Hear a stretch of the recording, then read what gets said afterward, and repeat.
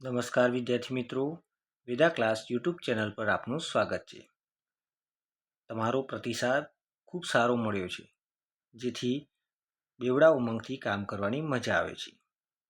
વિદ્યાર્થી મિત્રો, આજે આપણે જોઈશું વિષય ગુજરાતી, ધોરણ 7, કાવ્ય 1, પ્રાણી માત્રને કાવ્યનું સ્વાધ્યાયનું સંપૂર્ણ સોલ્યુશન, અને એ પણ તદ્દન નવા સિલેબસ પ્રમાણે વર્ષ 2024ની નવા પાઠ્યપુસ્તકનું સ્વાધ્યાયનું સોલ્યુશન. મિત્રો, સ્વાધ્યાય તરફ નજર કરતા જઈએ.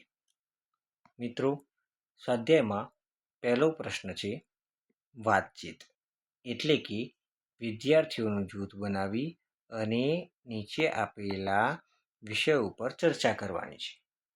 સમજી ગયા મિત્રો? હા, શું કરવાની છે? ચર્ચા કરવાની છે. પરંતુ તમારી એકમ કસોટી અને પરીક્ષામાં આ મુજબના પ્રશ્નો પૂછાઈ શકે છે. તેથી આપણે લેખિતમાં પણ જોતા જઈશું. પ્રશ્ન નંબર 1, તમે કઈ કઈ પ્રાર્થનાઓ ગાઓ છો? મિત્ર, તમારી શાળામાં દરરોજ પ્રાર્થના સભાનું આયોજન થતું હશે, બરાબર ને? તેમાં જુદી જુદી શાળામાં જુદી જુદી પ્રાર્થનાઓ ગવાતી હશે. અહીંયા મારા ધ્યાનમાં આવતી અને અમારી શાળામાં ગવાતી પ્રાર્થનાઓ મેં અહીંયા નોંધી છે. તમે તમારી રીતે જવાબ લખી શકો. જુઓ મિત્રો, પહેલો પ્રશ્ન છે, તમે કઈ કઈ પ્રાર્થનાઓ ગાઓ છો? બરાબર ને? હા, શું તમે કઈ કઈ પ્રાર્થનાઓ ગાઓ છો? તો આપણે તેનો ઉત્તર એવું લખી શકીએ કે અમે પ્રાર્થના સભામાં શ્લોક, સર્વધર્મ પ્રાર્થના, ભજન અને ધૂન ગાઈએ છીએ. અમે પ્રાર્થના સભામાં અસત્યો માહેથી, રામ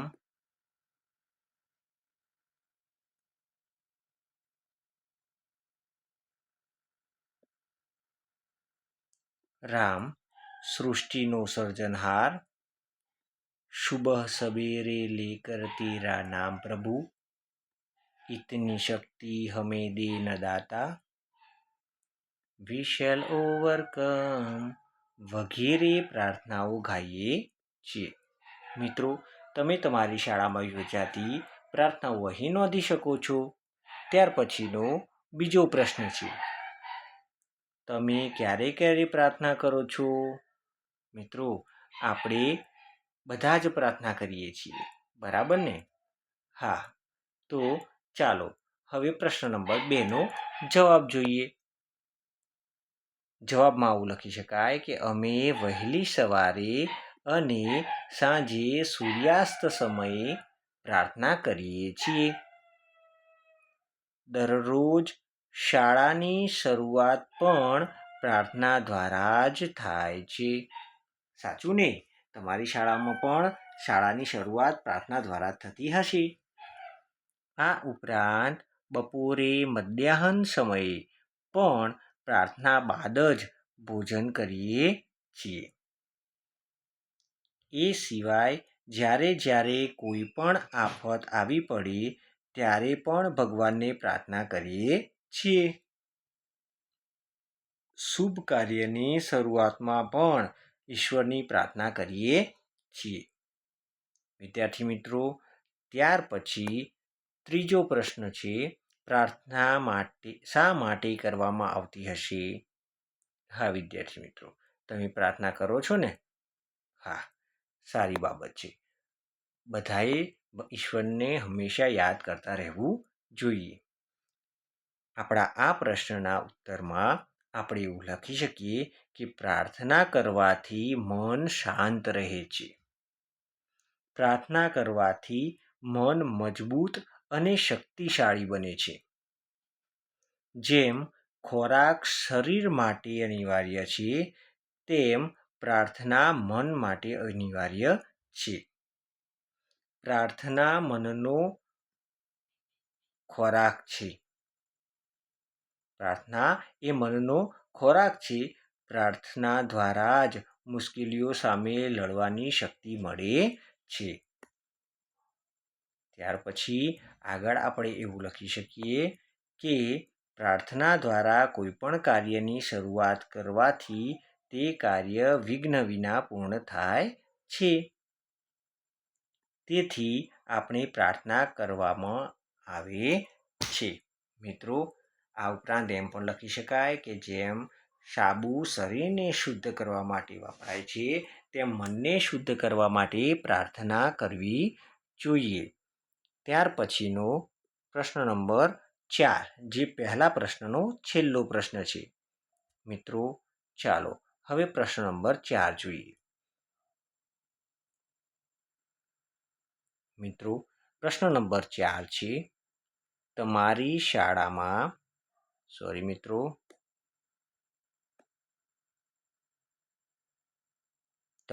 શાળામાં પ્રાર્થના તમારે કંઈક રજૂ કરવાનું છે, ત્યારે શી તૈયારી કરો છો? તમે પ્રાર્થનામાં રજૂઆત કરો છો ને? હા, તૈયારી પણ કરતા હશો. તો આ પ્રશ્ન તો તમે તમારી જાતે પણ સરસ રીતે લખી શકો. જુઓ, મેં અહીંયા આવું લખ્યું છે. જો મારે પ્રાર્થના સભામાં કંઈક રજૂઆત કરવાની હોય તો પહેલાં કઈ બાબતની તૈયારી કરવાની છે, તે વિષય પર રજૂઆત માટે વિષય વસ્તુ ભેગું કરીશ. શું ભેગું કરીશ? વિષય વસ્તુ ભેગું કરીશ. એ માટે એટલે કે વિષય વસ્તુ ભેગું કરવા માટે હું શાળાના પુસ્તકાલયની મુલાકાત લઈશ, તેમજ શિક્ષકોની મદદ લઈશ. શું કરીશ? શિક્ષકોની મદદ લઈશ. ત્યારબાદ મૌખિક રજૂઆત માટે તૈયારી કરીશ. ત્યાર પછી શું કરીશ? મૌખિક રજૂઆત માટે તૈયારી કરીશ. મારા ભાઈ કે બહેન માતા પિતા આગળ કે પછી અરીસામાં જોઈને રજૂઆત કરવાની પ્રેક્ટિસનો અભ્યાસ કરીશ. એને મિત્રો, તમે પણ આવું કરજો હો, અને સરસ તૈયારી કરીને પ્રાર્થનામાં તમારી રજૂઆત રજૂ કરજો. બરાબર ને? ચાલો, ત્યાર પછી છે પ્રશ્ન નંબર 2, જેમાં યોગ્ય વિકલ્પ પસંદ કરી આપણે ખાલી જગ્યા પૂરવાની છે. મિત્રો, યોગ્ય વિકલ્પ પસંદ કરીને વાક્ય પૂર્ણ કરવાનું છે. મિત્રો, તમે તમારી સ્ક્રીન પર જોઈ શકો છો પ્રશ્ન નંબર 1. પ્રશ્ન કંઈક આવું છે. માન્યા પોતા સમ સહુને એટલે શું? મિત્રો, અહીં કાવ્ય પંક્તિમાં અહીં માન્યા પોતા સમ એ શબ્દ વપરાયો હતો. તેનો અર્થ શું થાય એ લખવાનું છે. પહેલાં આપણે એક પછી એક વિકલ્પ વાંચી જઈએ. ચલો, પહેલો વિકલ્પ છે સૌને પોતાના જેવા ન માનવા. બ વિકલ્પ છે સૌને પોતાના જેવા જ ગણ્યા. અને ક વિકલ્પ છે સૌને પારકા માનવા. મિત્રો, પોતાના જેવા માનવાનો અર્થ અહીં થાય છે બ, સૌને પોતાના જેવા માનવા. એટલે આપણે બ ઉપર વિકલ્પ પર ટીક કરીશું, અથવા બ વિકલ્પ ઉપર આપણે ગોળ કરીશું. બરાબર ને? પોતા સમ એટલે સમાન, સરખા. બરાબર ને? ચાલો, હવે પ્રશ્ન નંબર 2, વિકલ્પ નંબર 2 ઉપર આપણે જઈશું. ચાલો, બીજો પ્રશ્ન છે સદા અમારા અંતરમાં એટલે. સદા અમારા અંતરમાં એટલે તો એના વિકલ્પોમાં જોઈએ. અન્ય સાથે અંતર રાખવું. વિકલ્પ અ, અન્ય સાથે અંતર રાખવું. હંમેશા અમારા હૃદયમાં રહો કે સદા અંતર રાખીને રહો. આ 3 વિકલ્પમાંથી સાચો વિકલ્પ છે, ચલો જોઈ, તમને ખબર હોય તો જણાવો. હા, હંમેશા અમારા હૃદયમાં રહો. ત્યાર પછી ત્રીજો વિકલ્પ છે ક્ષમા સિંધુને વંદન હો, એટલે કે ક્ષમા સિંધુને વંદન. આ શબ્દ સમજવાનો છે. વિકલ્પો જોઈએ મિત્રો. દરિયાદેવને નમસ્કાર હો. બ વિકલ્પ છે દરિયાદેવને ક્ષમા આપવા બદલ પ્રણામ. અને ત્રીજું છે ક્ષમાના સાગરને નમન હો. હા મિત્રો, તમે સાચું વિચારી રહ્યા છો. આ પ્રશ્નનો સાચો વિકલ્પ છે ક, ક્ષમાના સાગરને નમન હો. ચાલો મિત્રો, આપણે ત્રીજા પ્રશ્ન તરફ જઈએ. ત્રીજો પ્રશ્ન છે નીચે આપેલા વાક્યોનો ભાવ દર્શાવતી કાવ્ય પંક્તિ શોધી કાવ્યમાંથી શોધીને લખવાની છે. બરાબર ને? એમાં પહેલું વાક્ય છે બધા કાર્યો કર્યા છતાં કોઈ કાર્યમાં લેપાયા નથી. મિત્રો, તમે જો કવિતા બરાબર ભણી હોય અને મારો વિડીયો ચોક્કસથી ધ્યાનપૂર્વક જોયો હોય તો તમારું ધ્યાન ગયું હશે કે અહીંયા કૃષ્ણ ભગવાનની વાત જુઓ. અહીંયા સગળા કાર્યો કર્યા છતાંય રહ્યા હંમેશા નિર્લેપી. આ કાવ્યમાં પંક્તિમાં આપણને આપેલા વાક્યનો ભાવાર્થ આપણને જોવા મળે છે. ત્યાર પછીનો બીજો પ્રશ્ન છે એક પત્ની વ્રતના પાલનની પ્રતિજ્ઞા લીધી અને એ જીવતરભર પૂર્ણ રીતે પાળી. આ વાક્યનો ભાવાર્થ આપણી કાવ્ય પંક્તિઓમાં જ્યાં શ્રીરામની વાત કરેલી છે તે પંક્તિઓમાં આપણને જોવા મળે છે. હા વિદ્યાર્થી મિત્રો, અહીંયા જુઓ. એક પત્ની વ્રત પૂરણ પાડ્યું, ટેક વણી છે જીવતરમાં. આ કાવ્ય પંક્તિની અંદર આપણને પ્રશ્નમાં આપેલા વાક્યનો ભાવાર્થ જોવા મળે છે. ત્યારબાદ મિત્રો આપણને ત્રીજા પ્રશ્નને વાક્યનો ભાવાર્થ શોધવા પ્રયત્ન કરીએ. ચાલો વાક્ય જોઈએ. સંન્યાસીના ધર્મને ઉજાડનાર તપસ્વી બુદ્ધને નમસ્કાર હજો. હા, બુદ્ધ ભગવાનની વાત અહીંયા કરી. કાવ્યમાં અહીં જુઓ, સંન્યાસીનો ધર્મ ઉજાડ્યો, વંદન કરીએ બુદ્ધ તને. એ પંક્તિઓમાં આપણને આપેલા વાક્યનો ભાવાર્થ જોવા મળે છે. ત્યાર પછી પ્રશ્ન 3નો ચોથો, એટલે કે પ્રશ્ન ત્રીજાનો છેલ્લો પ્રશ્ન. બધા જ ધર્મના મહાનુભાવોની યાદ જગતની શાંતિમાં ઉપયોગી બને. આ કાવ્ય પંક્તિનો ભાવાર્થ કાવ્યમાંથી શોધીએ. હા, તો જુઓ મિત્રો, આપણી કાવ્યની છેલ્લી પંક્તિ સર્વધર્મ સંસ્થાપક સ્મરણો વિશ્વ શાંતિમાં ખપ લાગો. ખપ લાગો એટલે કે ઉપયોગમાં આવો. ખપ લાગો એટલે શું? ઉપયોગમાં આવવું. ઓકે, ચાલો આગળ વધીએ. ચાલો વિદ્યાર્થી મિત્રો, પ્રશ્ન નંબર 4 જોઈએ. કૌંસમાં આપેલા શબ્દોનો ઉપયોગ કરીને ખાલી જગ્યા પૂરો. મિત્રો, અહીં આપણને કૌંસમાં કેટલાક શબ્દો આપ્યા છે. હા, કાવ્યમાં આપ્યા હતા તેવા જ છે. બરાબર ને? હા, તો યોગ્ય ખાલી જગ્યામાં યોગ્ય શબ્દ પસંદ કરી આપણે વાક્ય પૂર્ણ કરવાનું છે. ચાલો મિત્રો, હવે આપણે આ પ્રશ્નોના જવાબ શોધવા પ્રયત્ન કરીએ. ખાલી જગ્યા 1, મહાવીર સ્વામીએ ખાલી જગ્યા અહિંસાનું આચરણ કર્યું.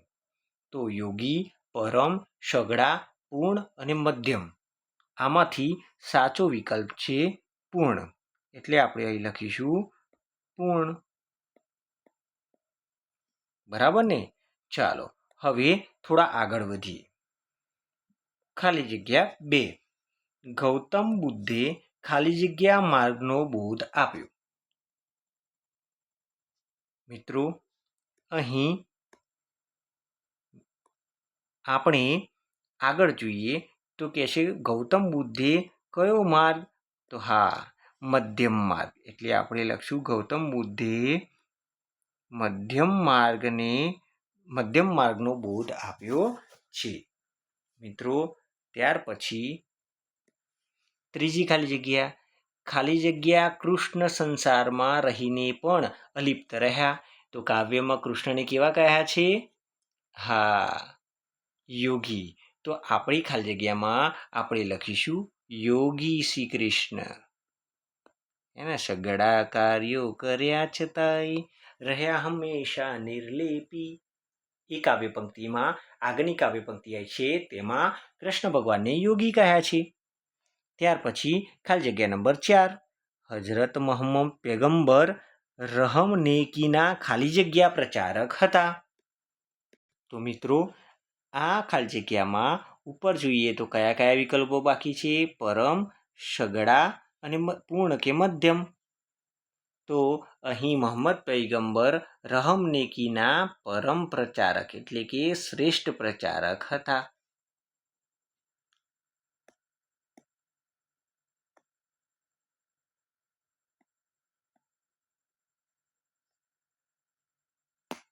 ચાલો, ખાલી જગ્યા નંબર 5, ખાલી જગ્યા કામો કર્યા છતાંય રહ્યા હંમેશા નિર્લેપી. તો આપણને ખબર છે કૃષ્ણની વાત છે, સઘળા કાર્યો કર્યા છતાંય રહ્યા હંમેશા નિર્લેપી. બરાબર ને? ચાલો, પ્રશ્ન નંબર 5 જોઈએ મિત્રો. પ્રશ્ન નંબર 5ની સૂચના છે,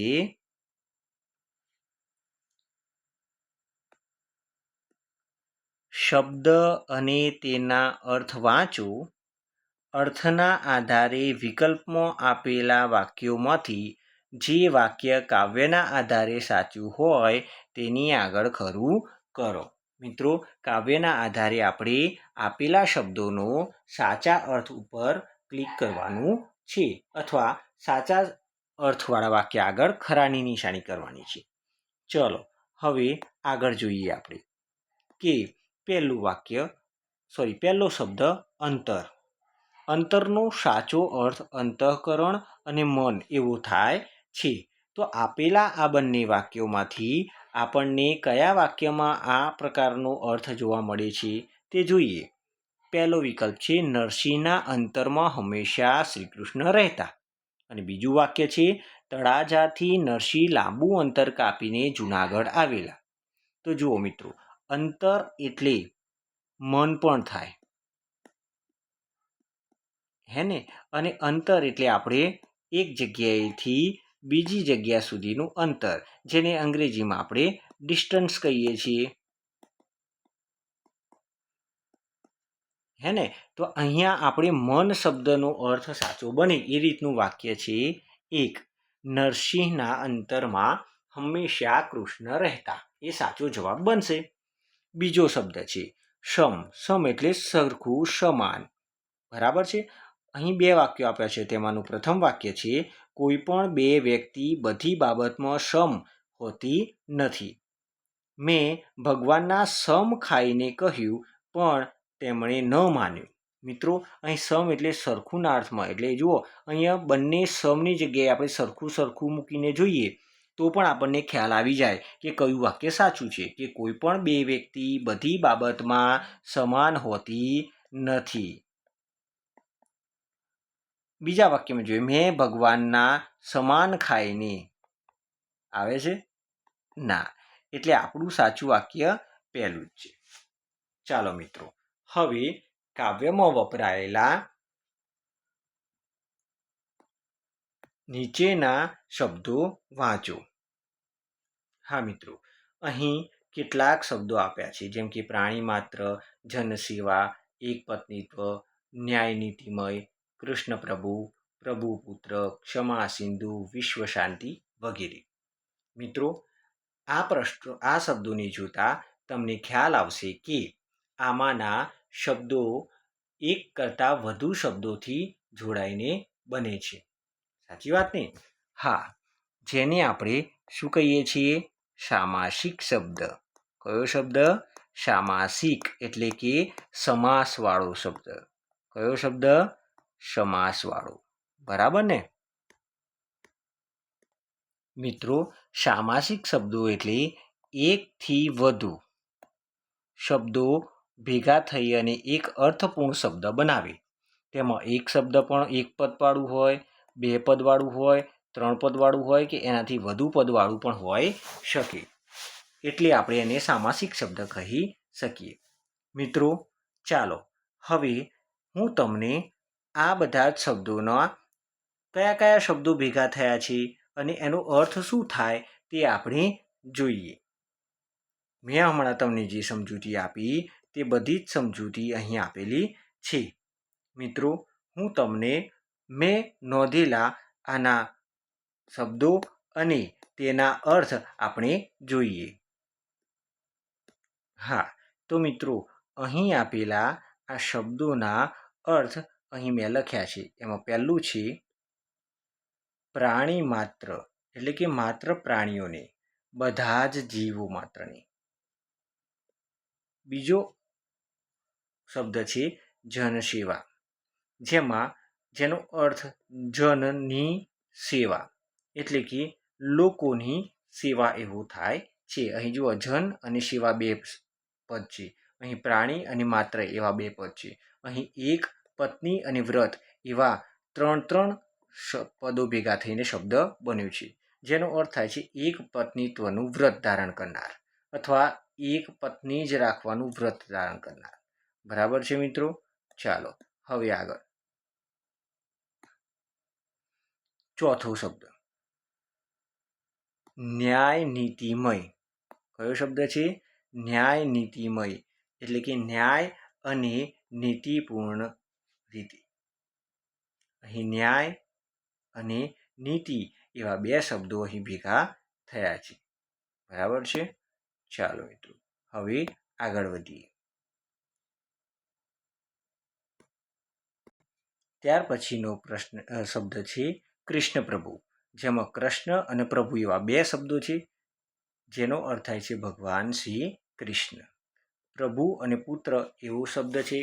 પ્રભુ પુત્ર, પ્રભુનો પુત્ર એવો એનો અર્થ થાય છે.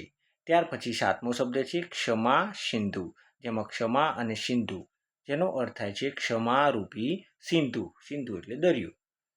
આઠમો શબ્દ છે વિશ્વ શાંતિ, જેમાં વિશ્વ અને શાંતિ એવા બે પદો છે. જેનો અર્થ થાય છે વિશ્વમાં શાંતિ.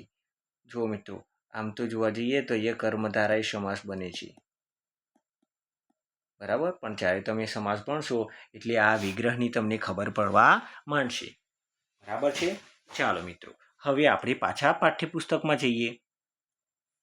ચાલો, અહીં આપણે પાઠ્યપુસ્તકમાં પ્રશ્ન નંબર 7 જોઈએ. કૌંસમાંથી યોગ્ય શબ્દ પસંદ કરી ફકરો પૂર્ણ કરો. મિત્રો, ફરીથી અહીં કૌંસમાં કેટલાક શબ્દો આપ્યા છે, જેનો ઉપયોગ કરી આપણે ફકરો પૂર્ણ કરવાનો છે. શબ્દો જોઈ લઈએ. ઘણી, બસો, મોટા, કૃષ્ણનું, નાનકડી, રળિયામણું, મધુર, સર્વધર્મ, આખા, ખૂબ, લીલાછમ, નાના, રંગબેરંગી અને પિત્તળનો. તો ખાલી જગ્યા ટેકરીની પાછળ, એટલે કે અહીં કયો શબ્દ આવશે? બોલો બોલો. ઘણી? ના, ઘણી ટેકરીઓની પાછળ હોય. હા, ઘણી ટેકરીઓની પાછળ રળિયામણું ગામ હતું.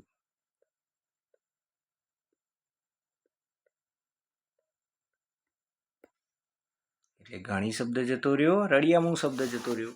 ગામમાં આશરે, જો હા, સંખ્યાવાચક પદ કયું છે? 200. ગામમાં આશરે 200 ઘર હતા. કોઈના ઘર કેવા? નાના, તો કોઈના ઘર મોટા. ગામને પાદર મોટા, કૃષ્ણનું, નાનકડી, સર્વધર્મ, શેનું? તો હા, કૃષ્ણનું મંદિર હતું. તેના પર ખાલી જગ્યા ધજા ફરકી. તો કેવી ધજા હતી? રંગબેરંગી. કેવી ધજા? રંગબેરંગી. એના આંગણામાં ઘણા ઝાડવા. હે જતું રહ્યું, આ શબ્દ પણ જતો રહ્યો. હા, સર્વધર્મ શબ્દ પણ સોરી નથી ગયો. ઓકે, ચલો જો મિત્રો, આપણે અહીં એક ભૂલ કરી હતી.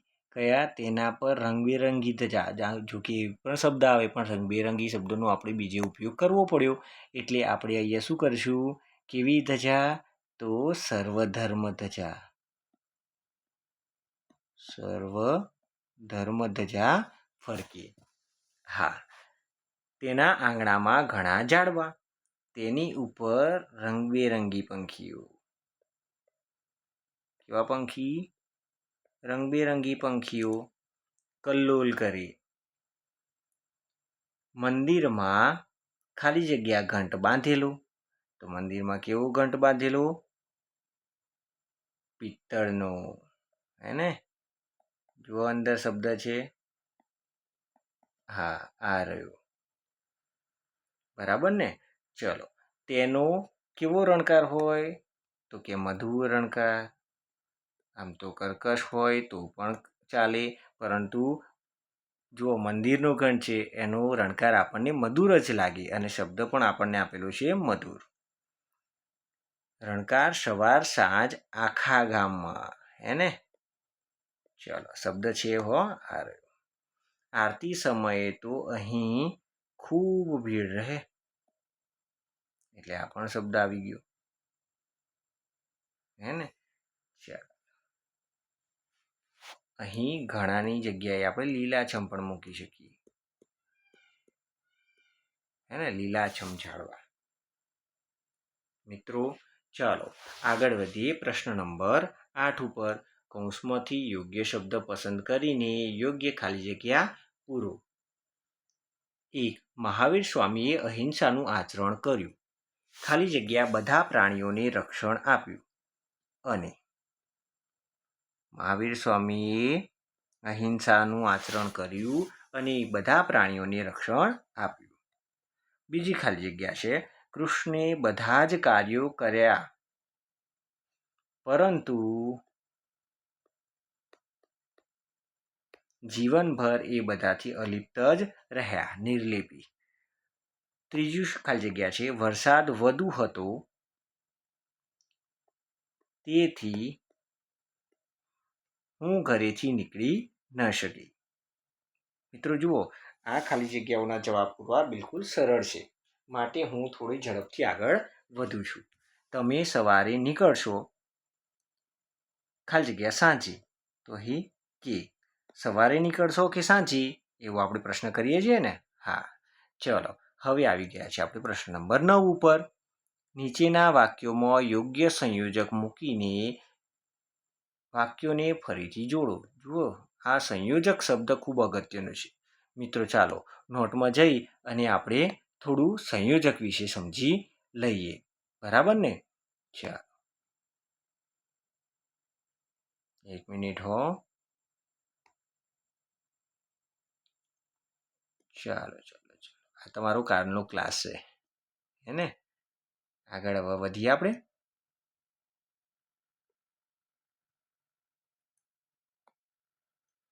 એક જ મિનિટ હો.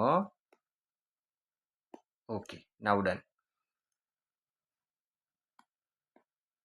તો આપણે વાત કરતા હતા સંયોજકની. શેની મિત્રો? સંયોજકની. હા, આપણે સંયોજકની વાત કરીએ તે પહેલાં હું તમને એક પ્રશ્ન પૂછું. આપણે ગુંદરનો ઉપયોગ શું કરીએ છીએ? શું કહ્યું? હા, કાગળને ચોંટાડવા. શું કરવા? કાગળને ચોંટાડવા. હવે તમને એમ થતું હશે કે સાહેબ હવે એ વચ્ચે ગુંદર ક્યાંથી આવ્યો? તો મિત્રો, આ સંયોજક પણ એક પ્રકારનો શું છે? ગુંદર જ છે. કેવી રીતે? તો સંયોજક એ બે પદો કે બે વાક્યોને જોડવા કામ લાગે છે. શું કરવા? બે પદો કે વાક્યોને જોડે છે. તેથી એને શું કહું છું? સંયોજકને હા ગુંદાય. મિત્રો ચાલો હવે એક ઉદાહરણ જોઈએ કે રમણ અને છગન ફરવા ગયા. અહીં જુઓ મિત્રો, રમણ અને છગન આ બે પદોને અને વડે જોડ્યા છે, એટલે અને અહીં શું બની જાય? સંયોજક. બીજું, વરસાદ પડ્યો નથી, ખાલી જગ્યા, તેથી ગરમી ખૂબ છે. સોરી મિત્રો, ગરમી ખૂબ છે અને વરસાદ પડ્યો નથી. આ બે વાક્યોને જોડવા હોય તો આપણે કયું સંયોજક મૂકશું? તેથી. આ પ્રમાણે જો, તો, એટલે, કે, તેથી વગેરે જેવા પદો પણ આપણે મૂકી શકીએ. આ બધા આપણા બની ગયા સંયોજક. ચલો મિત્રો, હવે આપણે પાછા પાઠ્યપુસ્તકમાં આવી જઈએ. અહીં હતું યોગ્ય સંયોજક મૂકવાનું. મેં એને કહ્યું ન હતું, ખાલી જગ્યા, તેણે મારું કામ કરી નાખ્યું. તો અહીં આપણે મૂકીશું છતાં, કે મેં એને કહ્યું નહોતું છતાં એને મારું કામ કરી દીધું. બીજી ખાલી જગ્યા છે કે ગુરુવારે જો શાળામાં રજા હોય, આપણે પુસ્તક મેળામાં જઈશું. તો આપણે અહીંયા તો કરીશું. બરાબર, તો સંયોજકથી બે વાક્ય જોડી શકાય. ત્યાર પછી મિત્રો, છત્રી હતી તે સારું થયું, નહીંતર તું પલળી ગયો હોત. ખાલી જગ્યા, સાહેબ કહેશે, જો સાહેબ કહેશે તો આપણે બાળ સભા ગોઠવીશું. પાંચમી ખાલી જગ્યા, કાલે હું મારા દાદા સાથે દવાખાને જવાનો છું, ખાલી જગ્યા, હું રમવા નહીં આવું, તેથી હું રમવા નહીં આવું. બરાબર છે વિદ્યાર્થી મિત્રો? ચાલો હવે આપણી પરીક્ષામાં પણ પૂછાતો એક પ્રશ્ન છે. અહીં આપણે એક ફકરો આપેલો છે, તેમાં યોગ્ય વિરામ ચિહ્નો આપણે મૂકવાના છે. અને મિત્રો ખાસ ધ્યાન જોજો હો, સુલેખન કરવાનું છે. સુલેખન એટલે સારી રીતે વાંચી શકાય તેવા અક્ષરોમાં આખો ફકરો ફરીથી લખવાનો છે. મિત્રો તેમણે મને પૂછેલું, પછી અહીંયા શું આવશે? અલ્પવિરામ. શું પૂછ્યું હતું? તને શાનો શોખ છે? પ્રશ્ન પૂછ્યો એટલે અહીંયા પ્રશ્નાર્થ ચિહ્ન. મેં તરત જ જવાબ આપેલો, અલ્પવિરામ, કે મને ગીત ગાવાનો શોખ છે. પછી શું આવશે? પૂર્ણવિરામ.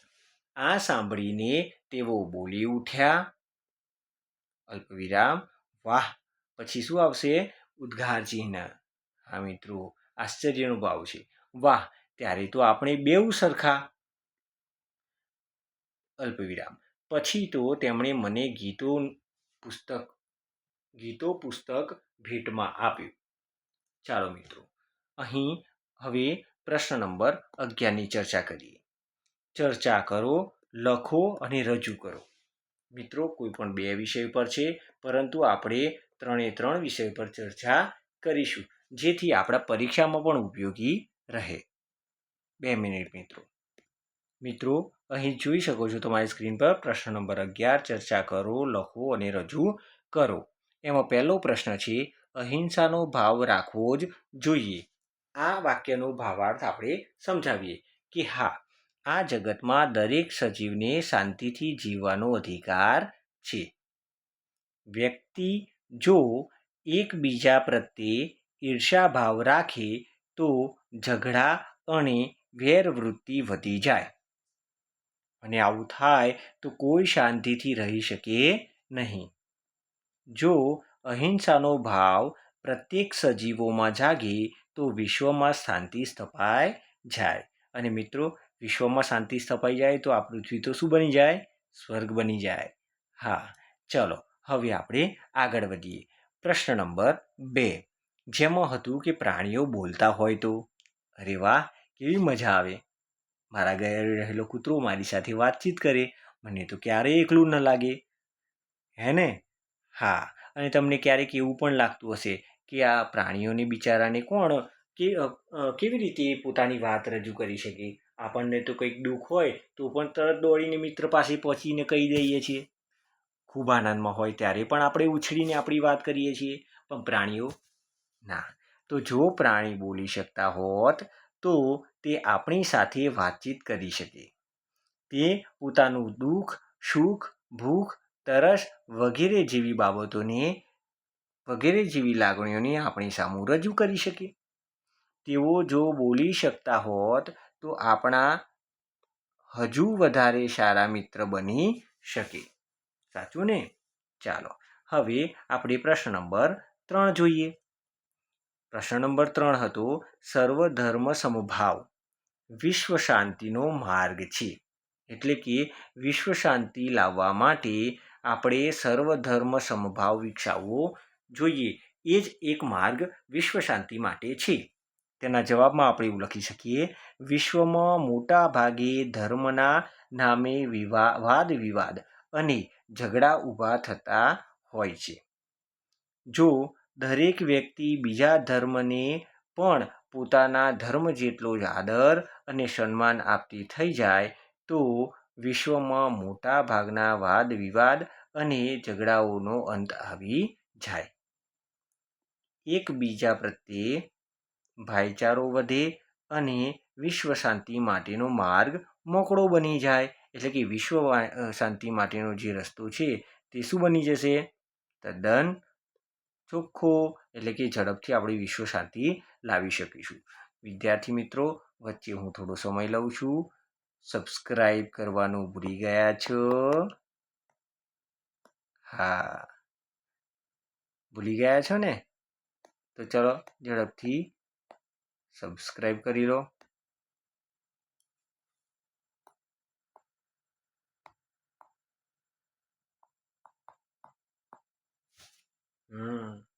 ચાલો હવે આગળ વધીએ.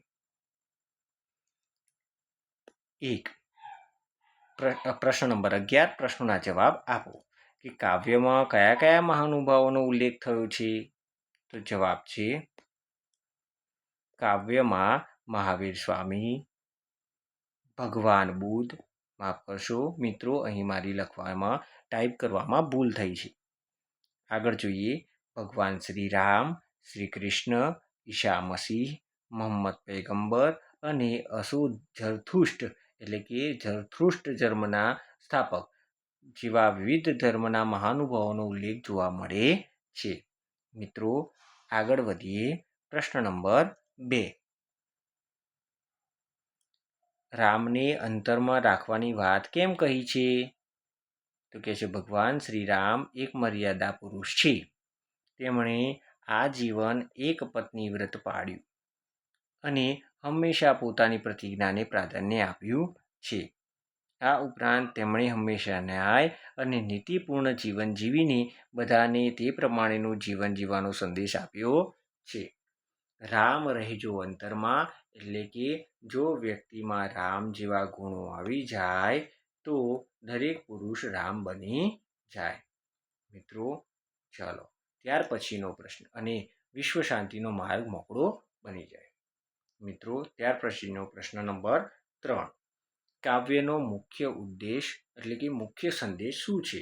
તો કાવ્યમાં વિવિધ ધર્મના ધર્મગુરુમાં રહેલા આદર્શો એટલે કે ગુણોનો નિર્દેશ કર્યો છે. તેમના જીવનમાં રહેલા ગુણો તરફ દિશા નિર્દેશ કરીને આપણે આપણા જીવનમાં ઉતારીને આપણા જીવનને સફળ બનાવીએ અને સાથે સાથે વિશ્વમાં શાંતિ સ્થપાય તેવો મુખ્ય સંદેશ આપવામાં આવ્યો છે. ત્યાર પછીનો ચોથો પ્રશ્ન 12મા પ્રશ્નનો છેલ્લો. શ્રી કૃષ્ણને યોગી કેમ કહ્યા છે? તો શ્રી કૃષ્ણને યોગી પુરુષ કહ્યા છે કારણ કે યોગી પુરુષ પોતાની યોગ સાધના દ્વારા જે કંઈ જ્ઞાન શક્તિઓ મેળવે છે તે સંસાર માટે ઉપયોગમાં લે છે. તેવી જ રીતે શ્રી કૃષ્ણએ પોતાના જીવનકાળ દરમિયાન સંસારના લોકોના કલ્યાણ માટે અનેક કાર્યો કર્યા છે, પરંતુ તે બધાથી તે નિર્લેપ રહ્યા છે. તેથી તેમણે યોગી કહ્યા છે. ચાલો મિત્રો ફરીથી આપણા પાઠ્યપુસ્તક તરફ જઈએ. હા, ચાલો હવે આપણે આવ્યા છીએ પ્રશ્ન નંબર 13 ઉપર કે જો નીચેના શબ્દમાં 3 વ્યંજનો જોડાઈને બનેલો જોડાક્ષર લખ્યો છે. ખ અને ત પાછળ સ્વર છે, બરાબર ને? ચલો, તમે આવા બીજા 5 શબ્દો કાવ્યમાંથી શોધી અને તેમાં રહેલા વ્યંજનો ઉદાહરણ મુજબ અલગ પાડો. ચાલો મિત્રો, હવે આપણે જઈએ કાવ્ય તરફ. આ કાવ્યમાં વપરાયેલા જોડાક્ષરો આપણે જોઈએ. ચાલો, તો પહેલો શબ્દ આપણે લઈએ છીએ રક્ષણ. બરાબર મિત્રો? તો રક્ષણમાં જોડાક્ષર છે ક્ષ.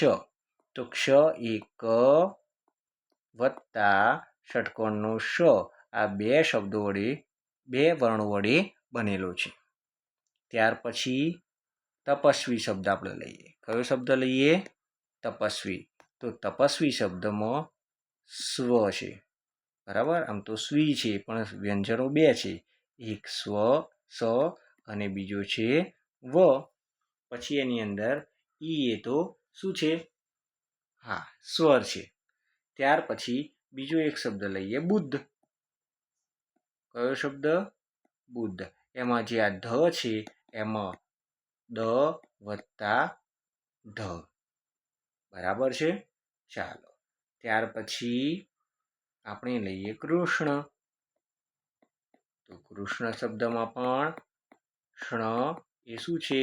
જોડાક્ષર, જેમાં શ અને અણ બંને એકબીજા સાથે જોડાયેલા છે. મિત્રો, આગળ વધીએ હવે. ત્યાર પછી છેલ્લો પ્રશ્ન છે, તમને ગમતી